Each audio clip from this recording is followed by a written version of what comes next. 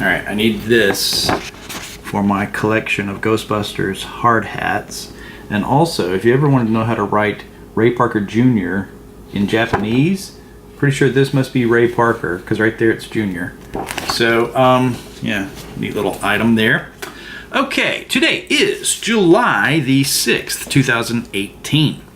And I've got a couple of updates for you on various things. I'm having a weird pattern of stuff happening to me with deliveries. Okay, so here's an item I've had for many years. This is a set of 8 lobby cards from Ghostbusters. I recently took these out, photographed them.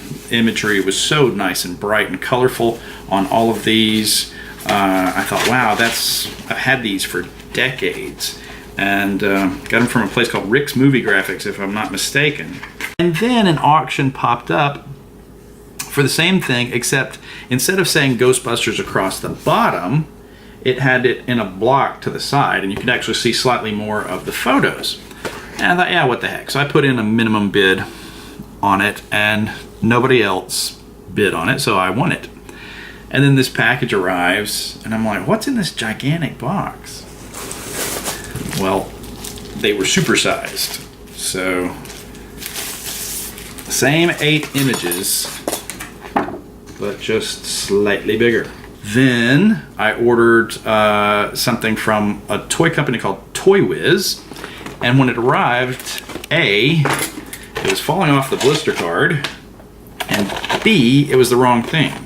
So I emailed them back. I said, no, that's not what I was looking for. It's not looking for the blister card. In the description on your website, it says comes with the diorama piece. It also said it had the side packaging for shelf display. And they messaged me back and said, got it. Wrong thing. Sorry. Here's the right thing. And why don't you just keep that first one and do with it as you please? I'm like, okay, cool. Thank you. Appreciate that. Similarly, for my trap project, I was ordering the Raytheon knob that goes on the side there. So I looked around, I did my research, I found out the name and number of the correct one that I would need. I found a website that was selling them. I ordered it, it arrived. It was not the right thing.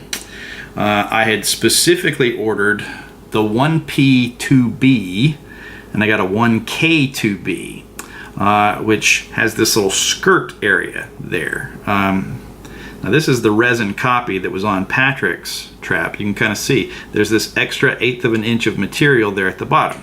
And Vinny, the guy that I bought my pack shell from, he was like, hit it with a belt sander. I was like, I would, except for the fact that I messaged the company. I said, I want, this thing. You sent me the wrong thing. Do you have the right thing in stock?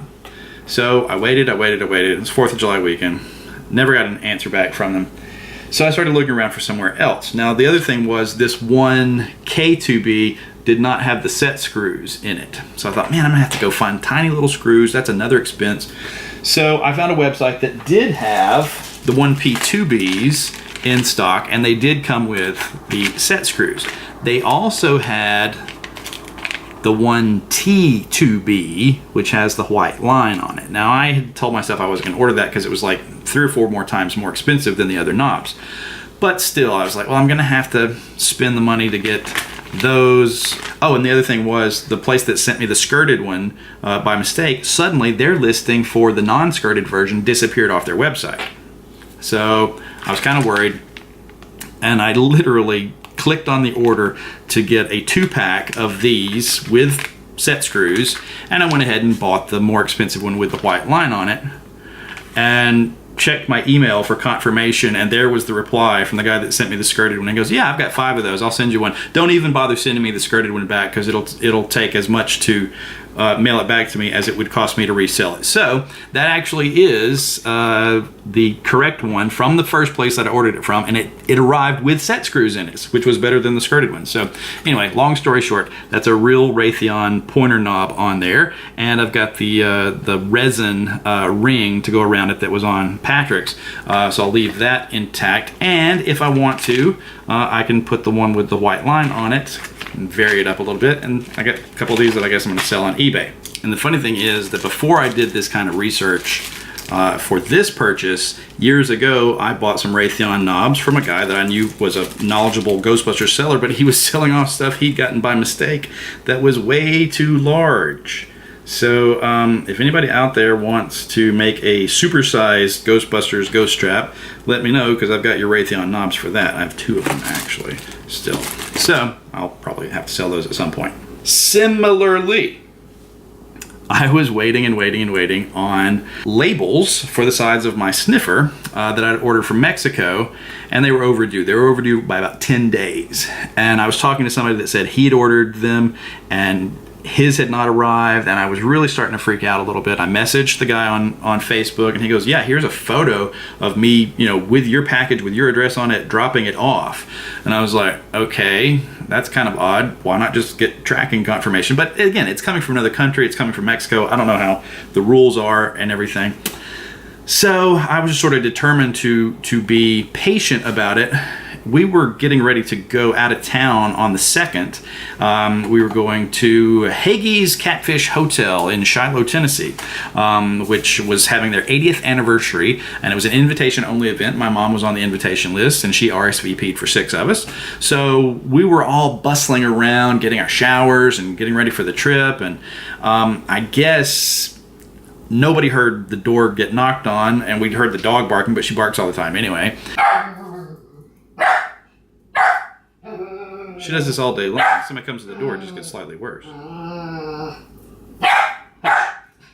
So I go to take a movie back to the red box, and boom, there's a sticker hanging on my glass door that was like, we tried to deliver something for you, but it's registered. We needed a signature, so we'll have to redeliver it another day, or you can come pick it up at the post office in 2 days. And I'm like, ah. And I'm looking at it, and it gives the last name. I forget what it was. I looked it up earlier. But anyway, I'm like, well, that sort of kind of sounds like the last name of a person in Mexico. I don't know. So I get in the car, and I'm headed down this road, and I'm going to make a right to go to the red box. And up ahead of me, I see the mail truck. And I'm like, we're only 3 or 4 streets away from my house. This could be the same person. So I waited, and she made a turn, and she was parking at somebody's mailbox to put something in. And I pulled up alongside, and I rolled down my window, and I was like, do you deliver to, and I gave the name of my, and she's already picking it up to hand it to me. And I'm like, oh, yes, so cool. I get it. So I signed for it and everything, and I come home, and it was my metal labels to go on the side of my sniffer. So here we go. I have not yet affixed them permanently, but they're gonna go right there. Now, while I was fiddling around that morning, I found a pack of blades for my X-Acto knife, including this little square-tipped blade. And I thought, oh, that's the thing I was looking for to get some of that remaining glue residue off the side of the sniffer. And it was perfect for a project where I had cut the slime blower off the back of a Mattel figure. It was just the torso of a figure that I had bought for his arms to make a custom, because I needed the GB2 logo off of a slime blower Ray to make a regular Ray or Winston or whoever. I had bought a bunch of these things. I'd gotten them cheap when Mattel had sales. I got them off eBay loose. I got them from foreign sellers that were apparently just making them in the factory and selling them on eBay. So I had a lot of these guys. And somebody needed the slime blower, so I dremeled it out through the back of the torso, and then I was using that flat blade to kind of clean up the cuts there and everything. So I set this thing down on the carpet, and I'm very carefully, cutting off this residue, sliding the blade sideways like that. Blade snaps. Now, bear in mind, I'm laying on the carpet right with my face right next to it. I was not wearing my glasses. I was not wearing safety goggles. And the blade springs up to the ceiling, hits the fan blade, and lands in the floor behind me. So I was very fortunate it didn't fly towards my face with that much force. And also, Zach was on the sofa about 4 feet away from me. So, got very lucky. But how cool was it that I scraped off the remaining residue, and then, same day, the labels finally arrived. So, very happy about that. Okay, so why was I cutting apart a slime blower? Well, I needed some pieces for my sniffer. Now, you may remember the first bulb that I had on there, which is sphygmomanometer bulb, blood pressure cuff kind of a thing. But I'd gotten this bulb as a replacement, which is actually off of a backer rack. And, well, I needed the parts to go there. The cool thing was Ryan the Ghostbuster, in his conversion thread on GB Fans, had 3D modeled the missing pieces. And I contacted the guy at the library where I've printed some stuff before. No response from him. I messaged my friend Cam, who has done, I don't know, maybe 1 or 2 other cool 3D printed items for me, like this one right here. So, but Cam doesn't want you to pay him money for stuff. He just wants to barter. He wants to trade. So, like, for that, I traded him a Scaleri Brother action figure. And we were trying to figure out what he needed that I had, and he wanted a slime blower. Not on a figure, just to, like, put in a little miniature action figure diorama.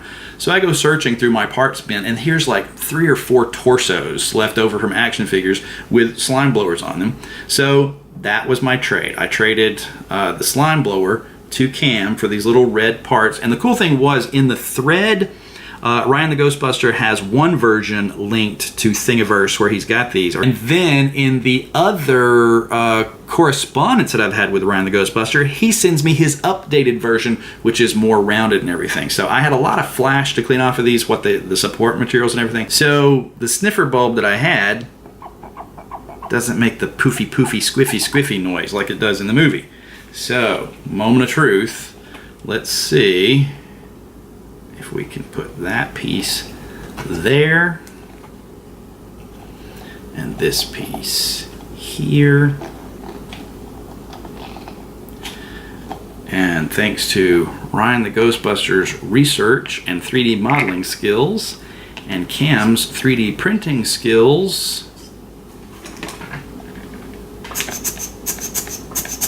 now it makes the squiffy noise. Okay, and then I still don't have a probe yet, and I'm not entirely sure how to affix these. I'm thinking maybe spray mount adhesive or carpet tape, double-sided carpet tape, I'm not sure. Also, I had ordered a black hose, but I only ordered 3 feet, and it needed to be closer to 4 feet. So now I've bought this at Advanced Auto Parts, and this is a very similar type of tubing to what was on the real prop.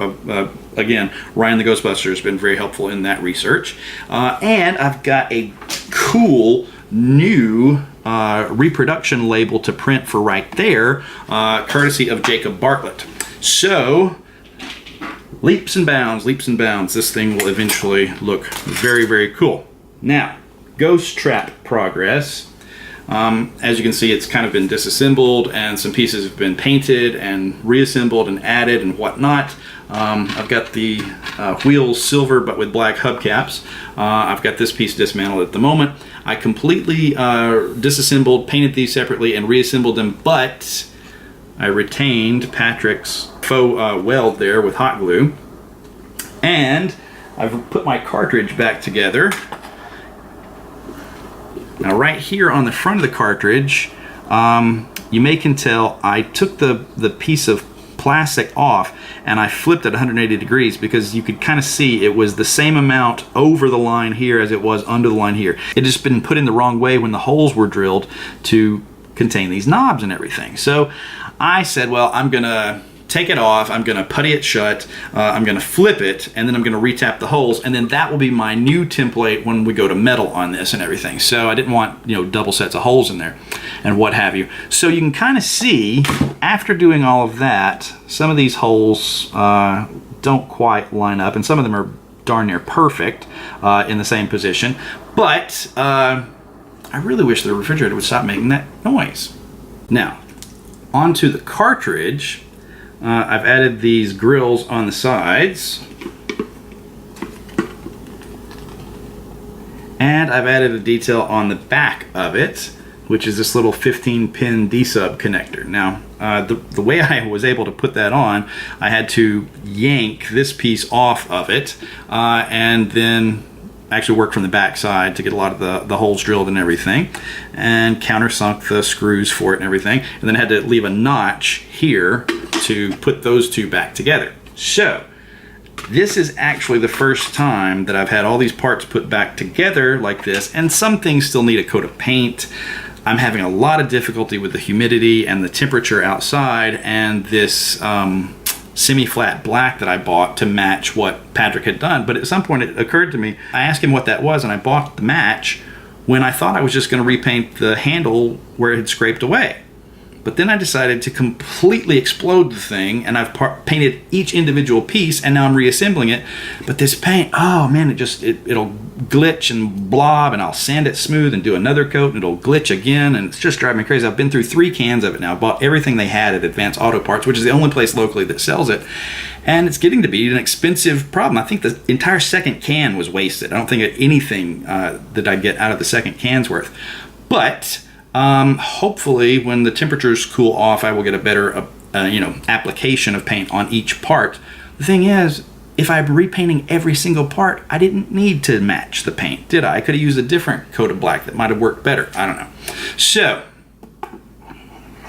I was worried with as many coats of paint as there have been about clearance for those new side plates on the cartridge, but looks like we've got a pretty good little fit going on there. So that is, oh, and this piece will be in there as well. Okay, so that is state of the art on the trap and the sniffer, and thank you for watching.